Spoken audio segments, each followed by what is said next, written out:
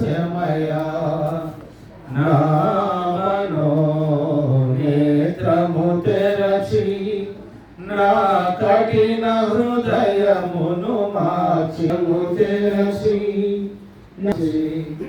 ఎన్నాళ్ళు బ్రతికిననేమి నీకై జీవించెద ప్రభువా. ఎన్నాళ్ళు బ్రతికిననేమి నీకై జీవించెద ప్రభువా. బాధలు శోధనలు శ్రమలలో ఓదార్చి ఆదుకొంటివయ్యా. బాధలు శోధనలు శ్రమలలో ఓదార్చి ఆదుకొంటివయ్యా. నా మనోనేత్రము తెరచి నా కఠిన హృదయమును మార్చి. నా మనోనేత్రము తెరచి నా కఠిన హృదయమును మార్చి. ఏమీ నీకు అర్పించగలను, ఏమీ లేని వాడనయ్యా. ఏమీ నీకు అర్పించగలను, ఏమీ లేని వాడనయ్యా. హృదయముతో అర్పింతు ఆత్మార్పణము, విరిగి నలిగిన హృదయముతో అర్పింతు ఆత్మార్పణము. నా మనోనేత్రము తెరచి నా కఠిన హృదయమును మార్చి. నా మనోనేత్రము తెరచి నా కఠిన హృదయమును మార్చి. నీ సన్నిధిని నే కోరి నీ సన్నిధిలోనే మారి. నీ సన్నిధిని నే కోరి నీ సన్నిధిలోనే మారి. స్తుతి పాత్రగా ఆరాధింతును యుగ యుగములు సర్వయుగములు. స్తుతి పాత్రగా ఆరాధింతును యుగ యుగములు సర్వయుగములు. నా మనోనేత్రము తెరచి నా కఠిన హృదయమును మార్చి. నా మనోనేత్రము తెరచి నా కఠిన హృదయమును మార్చి. అంధకారములో నేనుండా, అంధకారములో నేనుండా వెదకి నన్ను రక్షించితివి. వెదకి నన్ను రక్షించితివి. నా మనోనేత్రము తెరచి నా కఠిన హృదయమును మార్చి. నా మనోనేత్రము తెరచి నా కఠిన హృదయమును మార్చి. ప్రార్థన చేసుకొని వాక్యంలోకి వెళదాము. మనకు వాక్యం అందించడానికి ఎడప నుంచి దేవరాయణ గారు మనకు వాక్యాన్ని అందిస్తారు. ప్రార్థన చేసుకుందాం. మిక్కిలిగా ప్రేమించిన యేసు క్రీస్తు ప్రభువా, మా రక్షకుడా, మా విమోచకుడా, మా తండ్రి, సజీవులుగా వినడానికి మాకందరికి ఇచ్చిన సమయాన్ని బట్టి మీకు స్తోత్రములు నేను చెల్లించుకుంటున్నాం. ఇదిగో నీ పక్షంగా నిలబడి ఆయన నిదాసుడు మాట్లాడుతుండగా మీరుండి మాట్లాడి మా అందరికీ ఏ వాక్కులు అవసరమో, మమ్మల్ని అందరినీ ఏ వాక్కుల చేత హెచ్చరించదలుచుకున్నావో, ఏ వాక్కుల చేత మేము నాయన మా జీవితాలను కట్టుకొని మీకు యథార్థంగా బ్రతకడానికి మా భక్తి జీవితాలు ఏ రీతిగా అయితే సాధనాలుగా ఉంటాయో విశేషంగా మీరు వాడుకొని మీరు మహిమ పొందమని మా అందరి కోసం ప్రాణం పెట్టి తిరిగి లేసిన యేసు క్రీస్తు ప్రభు వారి దయగల నామంలో ప్రార్థన చేసి వేడుకుంటున్నాము తండ్రి. ఆమేన్. అపోస్తలుల కార్యములు 2వ అధ్యాయము 37వ వచనం నుండి ప్రారంభం. వారి మాట విని హృదయంలో నొచ్చుకొని, సహోదరులారా మేమేమి చేతుమని పేతురును కడమ అపోస్తలును అడగగా, పేతురు, మీరు మారుమనసు పొంది పాపక్షమాపణ నిమిత్తము ప్రతి వాడును యేసుక్రీస్తు నామమున బాప్తీసము పొందుడి, అప్పుడు మీరు పరిశుద్ధాత్మ అనే వరము పొందుదురు. ఈ వాగ్దానము మీకును మీ పిల్లలకును దూరస్తులకును, అనగా ప్రభువైన యేసుక్రీస్తు మన ప్రభు మన దేవుడు తన యొద్దకు పిలిచిన వారందరికీ చెందునని వారితో చెప్పింది. ఇంకనూ అనేక విధములైన మాటల చేత సాక్ష్యమిచ్చి, మీరు మూర్ఖులకు ఈ తరము వారికి వేరై రక్షణ పొందురని వారిని హెచ్చరించెను. కాబట్టి అతని వాక్యం అంగీకరించిన వారు బాప్తీసం పొందిరి. ఆ దినమందు ఇంచుమించు 3,000 మంది చేర్చబడి, వీరు అపోస్తలుల బోధయందును సహవాసమందును రొట్టె విరుచుట యందును ప్రార్థన చేయుట యందును ఎడతెగక ఉండిరి.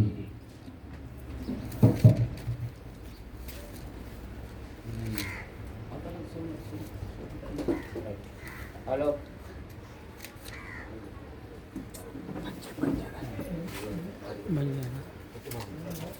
ప్రేమించిన మా తండ్రి, మీ నామాన్ని బట్టి మీకు స్తోత్రములు. ఈ సంవత్సరంలో ఒక నెలంతా మీరు కాపాడి 2వ నెల బహుమానంగా ఇచ్చి అవుకు క్రైస్తవ కూడిక గృహములు ఈ మధ్యాహ్నమందు జరుగుతున్న ఈ కూడికను బట్టి స్తోత్రములు.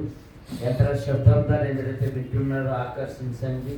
మీ పక్షాన్ని నిలబడిన వాడు బలహీనుడు మరుగుపరచండి. మాతో మాట్లాడమని యేసు ప్రభు నామములో ప్రార్థిస్తున్నాం తండ్రి, ఆమేన్. ఈరోజు రేపు ఇక్కడ ఏర్పాటు చేసిన ఈ కూడికల యొక్క ఉద్దేశం ఏంటంటే, సంఘము ప్రారంభించి 1 సంవత్సరం అంతా దేవుడు తన ఆధీనములో ఉంచుకొని అన్ని కార్యక్రమాలలో జరిగిస్తూ అనేక ఆత్మలను చేర్చబడుతూ మరో నూతన సంవత్సరంలో ప్రవేశపెట్టిన దేవుణ్ణి స్తుతిస్తూ మొదటి యాన్యువల్ సంవత్సరం. కనుక ఈరోజు యెరూషలేము సంఘమును గురించి కొన్ని విషయాలు మనము ధ్యానం చేసుకుందాం. యెరూషలేము సంఘము సంపన్నమైన సంఘము. పేతురు పరిశుద్ధాత్మ పొందిన తర్వాత అక్కడికి వచ్చిన దేశ విదేశాల నుండి వచ్చిన ప్రజల మధ్య ప్రభుని గురించి ప్రకటించుతూ ఉండగా వారి హృదయములను నొచ్చుకొని నరకబడి అనేకులు ప్రభు తట్టు తిరిగారు. వారు యేసుక్రీస్తునందు విశ్వాసం ఉంచారు. వారు బాప్తీసం పొందారు. వారు ఈ లోకమునకు వేరై వారు ప్రత్యేకంగా కూడుకున్నారు. యెరూషలేము సంఘము సంపన్నమైన సంఘము. 2వ అధ్యాయంలోనే 45, 46 వచ్చినారు. ఇదియుగాక వారు తమ చిరాస్తులను అమ్మి అందరికీ వారి వారి అక్కర కొలది పంచిపెట్టిరి. మరియు వారు ఏక మనస్కులై ప్రతి దినము దేవాలయంలో తప్పక కూడుకొనుచు ఇంటింట రొట్టె విరుచుచు దేవుని స్తుతించుచు ప్రజలందరి వలన దయ పొందిన వారై ఆనందముతోను నిష్కపటముతోను హృదయముతోను ఆహారము పుచ్చుకొనుచు ఉండిరి. మరియు రక్షణ పొందుచున్న వారిని ప్రభు అనుదినము చేర్చుచుండెను. మన బాధ్యత సువార్తను ప్రకటించుట వలన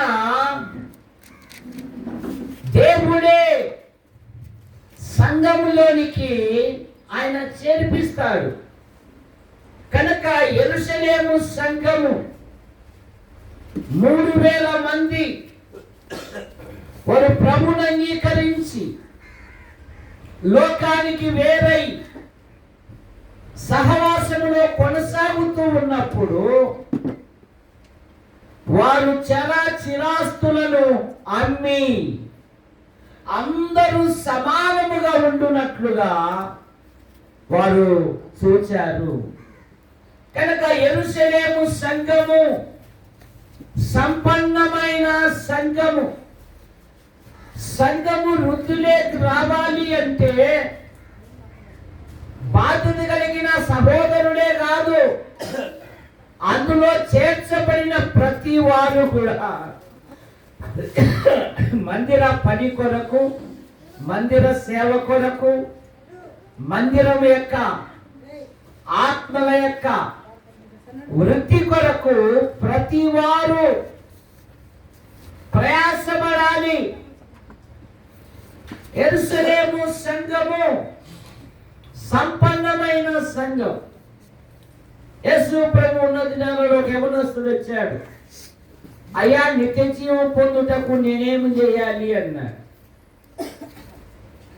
మరి ధర్మశాస్త్ర ప్రకారం పాటిస్తున్నామంటే నేను బాల్యం నుండే అన్నాడు. యేసు ప్రభు అందరి హృదయం ఎరిగిన వాడు గనుక అతని ప్రేమించి, నీకు ఒకటి కొదవగా ఉన్నది, నీ సంపదలను వదిలిపెట్టి నన్ను వెంబడించు అన్నాడు. ఆ యవనస్తుడు మిగుల ఆస్తి గలవాడు గనక వ్యసనపడుచు దేవుని పిలుపును పోగొట్టుకున్నాడు, దేవుని సేవను పోగొట్టుకున్నాడు. పిలిస్తే ఎవరు? ఆకాశములు మహాకాశములు పట్టజాలని దేవుడు మానవునిగా ఈ లోకానికి వచ్చి నన్ను వెంబడించు అన్నాడు. కానీ అవనస్తుడు ధనాన్ని ప్రేమించి దేవుని పిలుపును పోగొట్టుకున్నాడు. ఈ దినాలలో చాలా మంది ధనాన్ని ప్రేమించి దేవుని పనిలో ఉపయోగపడడం లేదు. దేవుని పనికి ప్రతి వారు వారి యొక్క స్థాయిని బట్టి, స్తోమను బట్టి సంఘ క్షేమాభివృద్ధి కొరకు ప్రయాసపడాలి. రెండవది, యెరూషలేము సంఘము ప్రార్థించే సంఘం. అపోస్తలుల కార్యాలు 3వ అధ్యాయము 1వ వచనములో ప్రార్థనా కాలమున, ఏ కాలమునంట? పరిశుద్ధాత్మ దేవుడు ఏమని రాస్తున్నాడు? పగలు 3 గంటలకు ప్రార్థనా కాలమున పేతురును యోహానును దేవాలయమునకు ఎక్కుచుండగా. ఏ కాలం అంట? లోకంలో ఎన్నో కాలాలు ఉన్నాయి. ఒకడు మన గిట్టదనుకోరే, నీకు పోయే కాలం వచ్చిందిరా అంటారు. కానీ భక్తుల యొక్క జీవితంలో వాళ్ళు ఒక సమయాన్ని కేటాయించుకున్నారు, ప్రార్థనా కాలము. మన ప్రభు అయిన యేసుక్రీస్తు వారు కూడా ఒక సమయాన్ని కేటాయించుకున్నాడు. మార్కు సువార్త 1వ అధ్యాయం 35వ వచనములో ఆయన పెందల కడే లేచి చాలా చీకటి ఉండంగానే అరణ్య ప్రదేశమునకు వెళ్ళి అక్కడ ప్రార్థన చేయించుండేది. విశ్వాసి ఆధ్యాత్మికంగా ఎదగాలి అంటే ఒక ప్రత్యేకమైన ప్రణాళిక ఉండాల. దేవునితో కలిసే సమయం. యవన పిల్లలు యవనములోనే ఒక ప్రత్యేకమైన సమయం కేటాయించుకోవాలి, ప్రార్థించుని అలవర్చుకోవాలి, దేవుని వాక్యం ధ్యానించుని అలవర్చుకోవాలి. రాజైన దావీదు అంటాడు కదా 5వ కీర్తన 3వ వచనములో, యెహోవా నా ప్రార్థన వేకువనే నా కంఠస్వరము నీకు వినబడును అంటాడు. ఏమంటాడు? నా కంఠస్వరము నీకు, నీ సన్నిధిని నా ప్రార్థన సిద్ధము చేసుకొని కాచి ఉందును. నీవేం సెలవిచ్చేదవు? నీ సైనికులకు నీ సంతకం కోసం నేను ఎదురు చూస్తున్నట్టున్నాడు. విశ్వాసి జీవితంలో, ఈ భ్రష్టమైన సమాజంలో భక్తులు ప్రార్థన గురించి ఒక మాట అన్నారు. ప్రార్థన పాపము చేయకుండా ఆపుతుందంట. పాపము ప్రార్థన చేయకుండా ఆపుతుందంట. మరి నిన్నేది ఆపుతుందో ఒకసారి ఆలోచించుకో. నీ ఆధ్యాత్మిక జీవితంలో వారు ప్రార్థనా కాలమున దేవాలయమునకు ఎక్కుచూ ఉన్నారు. విశ్వాస జీవితంలో అంతకంతకు ఎదగాలి. కానీ చాలా మంది మామిడి చెట్టు వలె ఎక్కడున్నారో అక్కడే ఉంటున్నారు. లేఖనాలు ప్రభు దినమున కేవలం లేఖనం చదవడమా, కూర్చోవడమా, లేదా ప్రభుకు స్తుతులు చెల్లించడమా, కూర్చోవడమా? అలా కాదు. నేను ఈ వారం ప్రభు లేఖనాన్ని చదివాను, వచ్చే వారం ప్రభుని గురిని వర్ణించుటకు సహాయంగా ఇచ్చి. శిరోమితిని అడిగింది కదా సంఘము, లోకం అడిగింది కదా, వేరు ప్రియుని కన్నా నీ ప్రియుని. అది మా గిడ్యోన్ గారు చెప్తారండి, అది మా ప్రభాకర్ గారు చెప్తారండి, నేను అంతగా చెప్పలేనండి అని కాదు. శిలోమితి ఏమనింది? నా ప్రియుడు ధవలవర్ణుడు, రత్నవర్ణుడు, 10,000 మందిలో నేను రక్షించిన ప్రభుని గురించి 4 మాటలు చెప్పాలి. పాపాత్మురాలైన స్త్రీ తన కుండను వదిలిపెట్టి ఆ ఊరిలోని సమరయులకు అనేకులకు ప్రభుని గురించి చెప్తే ఆ ఊరిలోని సమరయులు అనేకులు ఆయన యందు శ్వాసం ఉంచిరన్న మాట మనం చూస్తాం. దానియేలు అత్యున్నతమైన పదవి కలిగిన వారు. 6వ అధ్యాయం 10వ వచనములో ఇటు శాస్త్రము సంతకము చేయబడినని దానియేలు తెలుసుకొనిన వాడై, తెలియక కాదు, అనుదినము ముమ్మారు తన దేవునికి ప్రార్థన చేయొచ్చు, ఆయనను స్తుతించుచు వచ్చాను.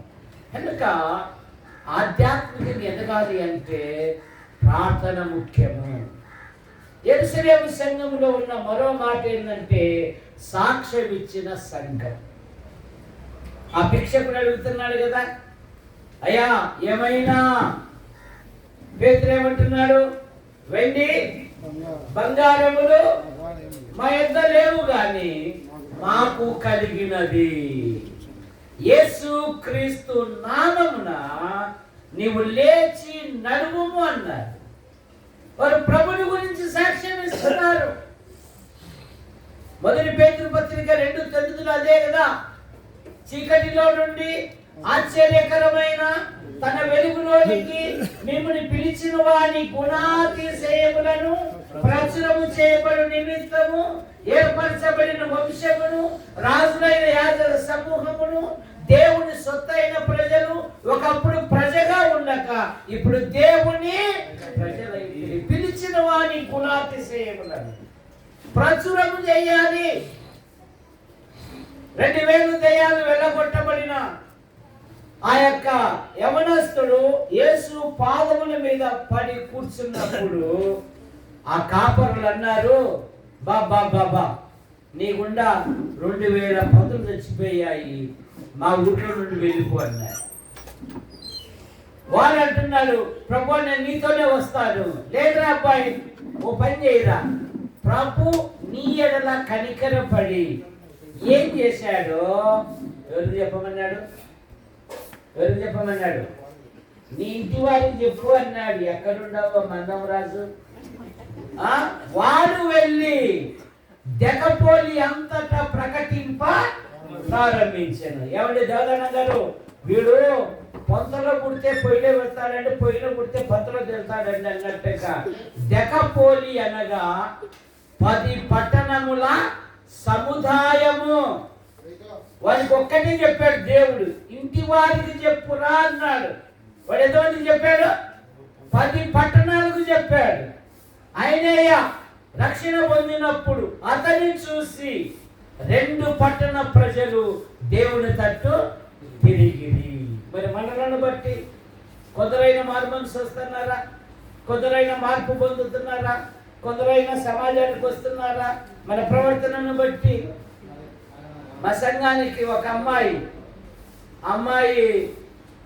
మున్సిపాలిటీ టీచర్, ప్రతిరోజు 60 కిలోమీటర్లు ప్రయాణం చేయాలి. 60 కిలోమీటర్లు ప్రయాణం చేసి కూడా బుధవారము, శనివారము, ఆదివారము ప్రతి కుడికకు వచ్చేది. అప్పుడు మాకు చిన్న గుడిసె, గడ్డితో కొండరెళ్ళు చేసిన చిన్న కొట్టం మాది. అమ్మాయి ప్రవర్తన చూసి ఎంతో మంది ఇష్టపడ్డారు అమ్మాయిని చేసుకోవాలని. కానీ అమ్మాయి నాకు దేవుని నమ్మిన వాళ్ళు రావాలి. ఈరోజు అమ్మాయి ఒక ఉన్నతమైన స్థానంలో ఉంది. మందిరంలో ఏ పనైనా కూడా చేసేది అమ్మాయి. నేను గెజిటెడ్ టీచర్ కదా, నేనేందనేది కాదు. నీ సాక్ష్యము వలన కొందరైనా ప్రభువులోకి రావాలి. వారు సాక్ష్యం ఇస్తున్నారు, మనము సాకులు చెప్తూ బతుకుతూ ఉన్నాం. అలాగైతే నష్టపోతాం ప్రియుడ. యెరూషలేము సంఘము సంపన్నమైన సంఘము, యెరూషలేము సంఘము ప్రార్థించే సంఘము, యెరూషలేము సంఘము సాక్ష్యం ఇచ్చే సంఘము, యెరూషలేము సంఘము పరిచారకులను నియమించిన సంఘం.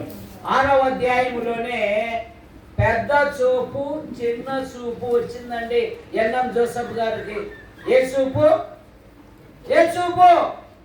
పెద్ద చూపు, విధవరాళ్ళ మీద చిన్న చూపు చూచిరి. చూసారా?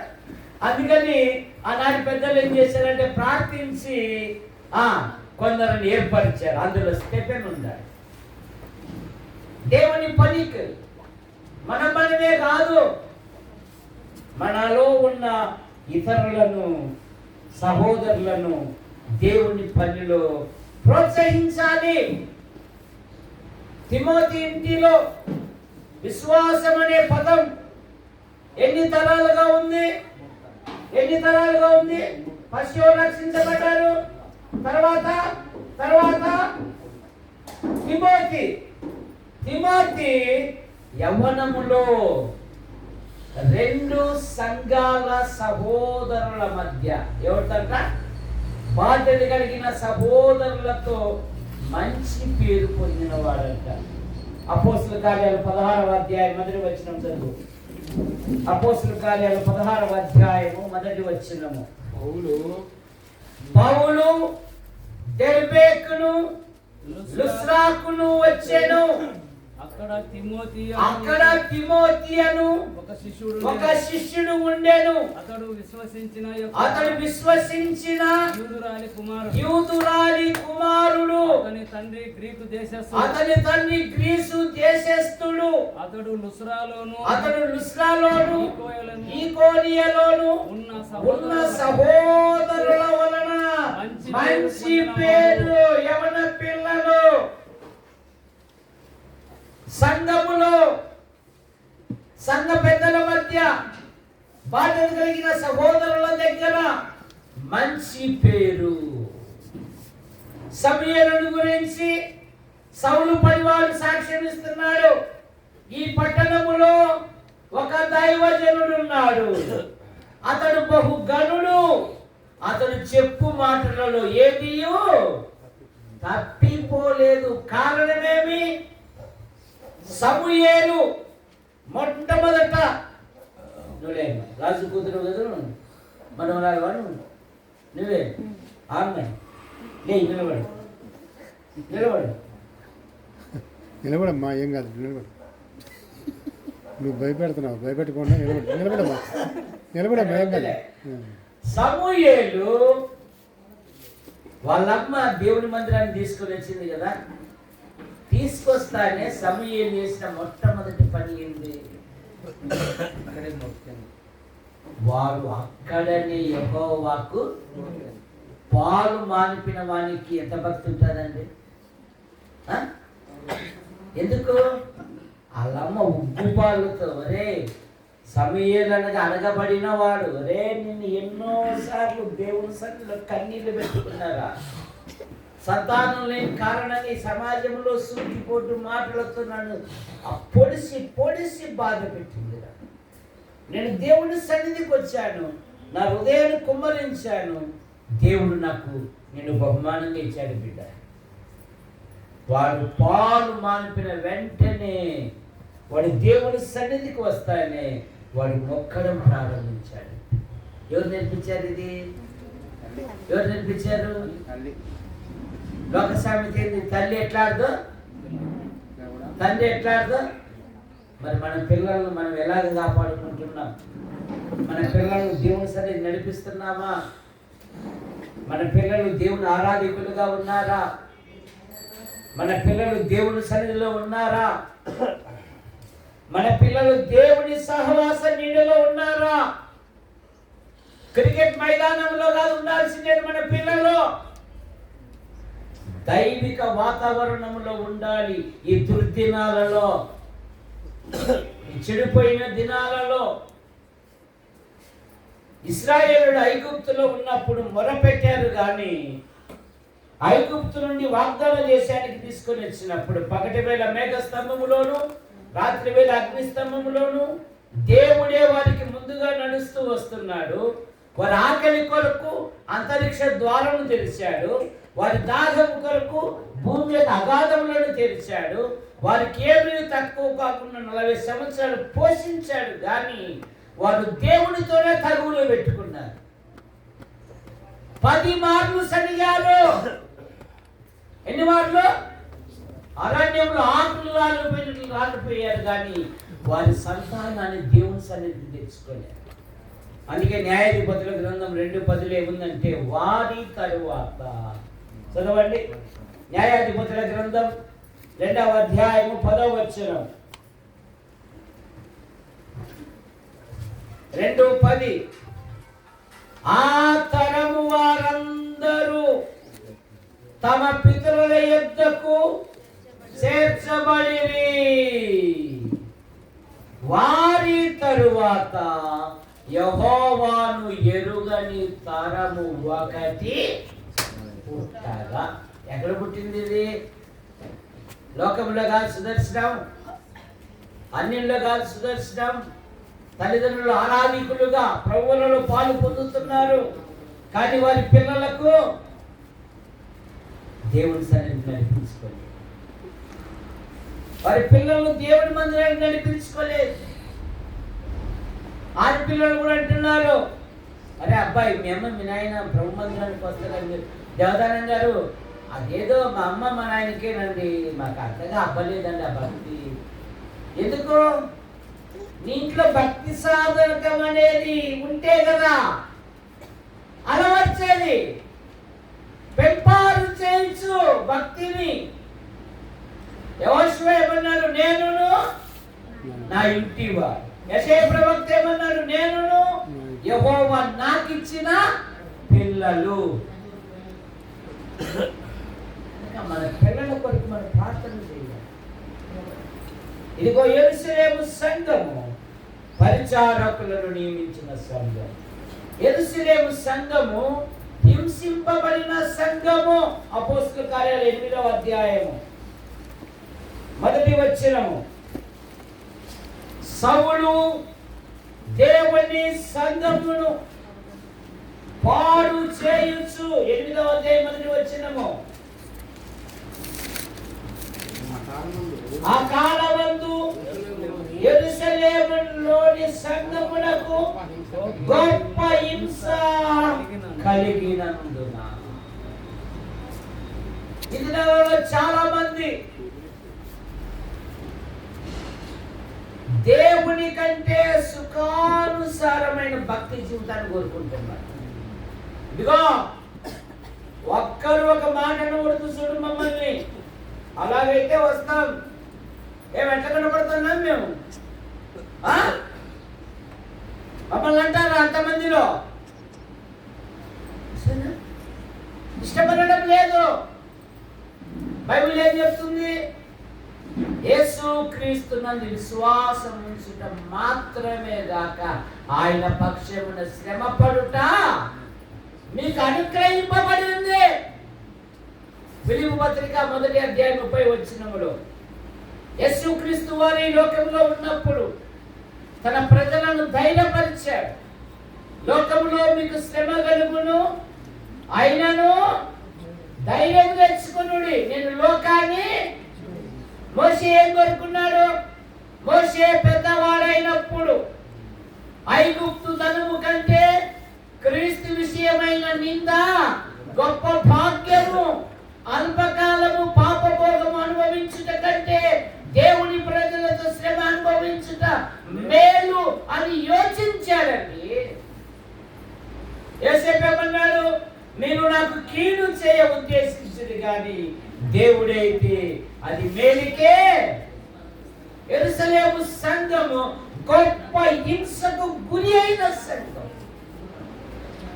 పరిశుద్ధులను పాడు చేయించు, పరిశుద్ధ స్త్రీలను జడ జడ ఈడుస్తూ ఉన్నారు. వారిలో హృదయంలో ఉన్న హృదయ ఆనందాన్ని ఎవరూ తీయలేకపోయారు.